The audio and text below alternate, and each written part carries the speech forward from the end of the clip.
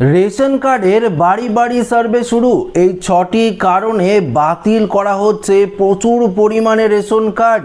তবে গ্রাম অঞ্চলে কি কি কারণে বাতিল করা হচ্ছে রেশন কার্ড এবং শহর অঞ্চলেই বা কি কি কারণে বাতিল করা হচ্ছে রেশন কার্ড, এই মুহূর্তে রাজ্য সরকারের তরফ থেকে একটি নতুন তালিকা প্রকাশিত করা হয়েছে, যা আজকের এই ভিডিওতে আপনাদেরকে এই বিষয়ে একদম বিস্তারিতভাবে জানিয়ে দেব।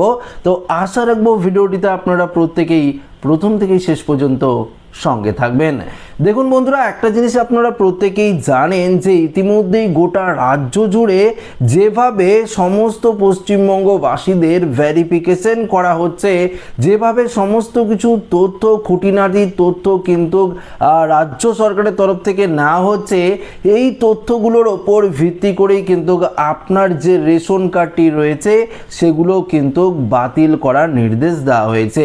ইতিমধ্যেই আপনারা শুনে থাকবেন লক্ষ লক্ষ রেশন কার্ড বাতিল করে দেওয়া হয়েছে, আবারও প্রচুর পরিমাণে রেশন কার্ড বাতিল করা হবে। তবে এবার পরিপাটিভাবে যাচাইকরণ এবং স্ক্রুটিনি পর্ব শেষ করেই কিন্তু বাতিল করার নির্দেশ দেওয়া হয়েছে রাজ্য সরকারের তরফ থেকে। তো এই মুহূর্তে প্রতিবেদনে কি বলা রয়েছে, অর্থাৎ এই নিয়ে কি আপডেট উঠে এসেছে, সেটাই আগে আপনাদেরকে জানানোর চেষ্টা করব। তো অবশ্যই ভিডিওটিতে আপনারা একটু মনোযোগ সহকারে দেখবেন। আচ্ছা, রেশন ব্যবস্থার অযোগ্য উপভোক্তাদের বাদ দিতে এবার আরও কড়া নজরদারি শুরু করলো রাজ্য সরকার।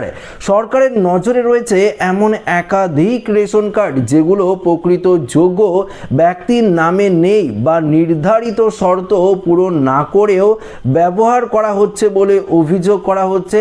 বিশেষ করে মৃত ব্যক্তির নামে থাকা কার্ড কিংবা আর্থিকভাবে সচ্ছল পরিবারের রেশন কার্ড চিহ্নিত করে বাদ দেওয়ার প্রক্রিয়া কিন্তু চলছে। আচ্ছা, এখানে কি বলেছে সরকারের দাবি, এই ব্যবস্থা কার্যকর হলে একদিকে সরকারি সম্পদের অপচয় বন্ধ হবে, অন্যদিকে প্রকৃত প্রাপকের কাছে খাদ্য সামগ্রী খুব সহজেই পৌঁছে যাবে।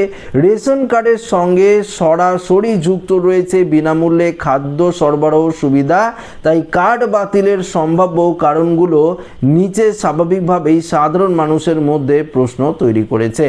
কোন পরিবার এই সুবিধার আওতায় থাকবে এবং অর্থাৎ কোন পরিবার এই সুবিধায় থাকবে, রেশন কার্ডের সুবিধা থাকবে এবং কাদের রেশন কার্ড বাতিল হবে, গ্রাম অঞ্চলে বা কি কি নিয়ম রয়েছে, শহর অঞ্চলেরই বা কি কি নিয়ম রয়েছে, একে করে আপনাদেরকে জানাবো।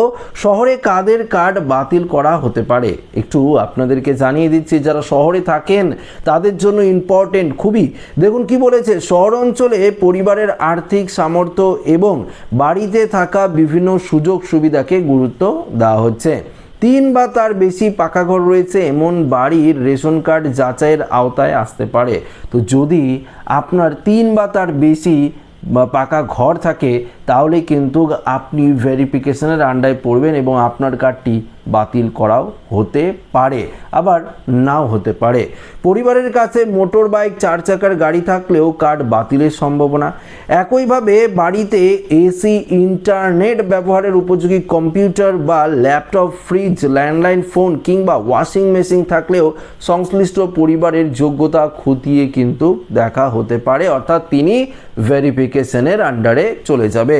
শুধু সম্পত্তি বা সামগ্রী নয়, কর দেওয়ার বিষয়টিও বিবেচনায় রাখা হয়েছে, অর্থাৎ ইনকাম ট্যাক্স বা প্রফেশনাল ট্যাক্স প্রদানকারী পরিবারের রেশন কার্ড বাতিলও কিন্তু হতে পারে।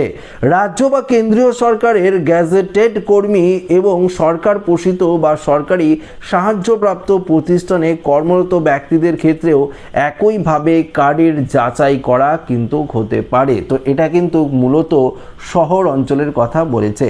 আচ্ছা, আপনাদেরকে আরেকটি গুরুত্বপূর্ণ বিষয় জানিয়ে দিই, যদি আপনাদের AAY, SPHH, PHH আর KSY1 আর KSY2 রেশন কার্ড থাকে, প্রত্যেকের জন্যই কিন্তু এই নিয়মগুলো যোগ্য।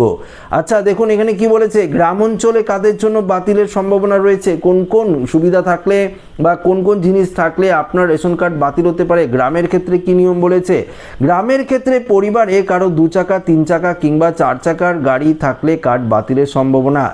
এখানে বলেছে ফিশিং বোর্ড থাকলেও একই ব্যবস্থা নেওয়া হতে পারে। 50,000 টাকা বা তার বেশি কিষাণ ক্রেডিট কার্ডের থাকলেও আপনারা কিন্তু রেশন পরিষেবা নাও পেতে পারেন। কৃষিকাজের বাইরে অন্য অন্য কোনো ব্যবসা সরকারের কাজে নিবন্ধিত থাকলেও সেই পরিবারের কার্ড যাচাই করা হতে পারে, অর্থাৎ ভেরিফিকেশনের আন্ডারে পড়তে পারেন। পরিবারের কোনো সদস্যর মাসিক আয় 15,000 টাকার বেশি হলেও কিংবা পরিবারের কেউ আয়কর দিলে রেশন কার্ড বাতিলের সম্ভাবনা থাকছে। 3 বা তার বেশি পাকা ঘর, বাড়ির বারান্দার দেখুন এখানে বাড়ির বাসিন্দাদের অর্থাৎ 3 বা তার বেশি যদি আপনাদের পাকা ঘর থাকে সেই বাড়ির বাসিন্দাদেরও কার্ড বাতিল হতে পারে। কৃষিকাজের যন্ত্রপাতি বা 2.5 একর বা তার বেশি সেচযুক্ত জমি থাকলে বা 5 একর বা তার বেশি 2 বা 3 ফসলি জমি থাকলেও রেশন কার্ড বাতিল হতে পারে। এমনকি গ্রামীণ পরিবারের বাড়িতে ল্যান্ডলাইন, ফোন, ফ্রিজ এগুলো যদি আপনারা থাকেন তাহলেও অবশ্যই রেশন কার্ড বাতিল হতে পারে। উল্লেখ্য জানা যাচ্ছে এই মাপকাঠিগুলো সামনে রেখে ইতিমধ্যেই রেশন কার্ড যাচাইয়ের কাজ শুরু হয়েছে এবং অযোগ্য হিসাবে বিবেচিত হলেই কিছু কার্ড বাতিল করা হচ্ছে। ফলে আপনার পরিবারের রেশন কার্ড কোনো ঝুঁকিতে রয়েছে কিনা তা নির্ভর করবে সরকারি যাচাইয়ের ওপর।